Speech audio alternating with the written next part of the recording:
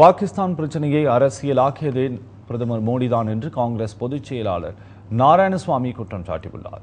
முன்னாள் அமைச்சர் நாராயணசுவாமிக்கு காங்கிரஸ் பொதுச் செயலாளர் பொறுப்பு வழங்கப்பட்டுள்ளது.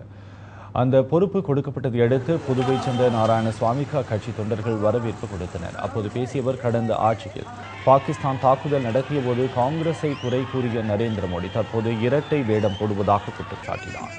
பாகிஸ்தான் பிரச்சனையை அரசியலாக்கியதே நரேந்திர மோடிதான் என்றும், மோடி அரசை புரிந்து கொண்ட மக்கள் காங்கிரஸ் கட்சியை பலமடைய வைப்பார்கள் என்றும் அப்போது அவர் நம்பிக்கை தெரிவித்தார்.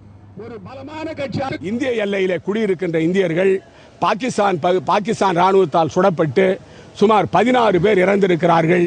150 மக்கள், நம்முடைய இந்திய நாட்டு மக்கள் படுகாயப்பட்டிருக்கிறார்கள். அவர்களை வீடுகளை காலி செய்து கொண்டு சுமார் 60,000 பேர் வெளியே வந்து விட்டார்கள். ஆனால் இந்த நரேந்திர மோடி அரசு அதை வேடிக்கை பார்த்து கொண்டு நின்று கொண்டிருக்கிறது.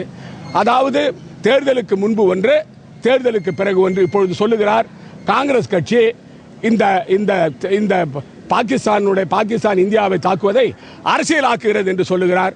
அரசியலாக்குவது நாங்கள் அல்ல, அரசியலாக்கியதே நரேந்திர மோடி அவர்கள் தான் தேர்தலுக்கு முன்பாக.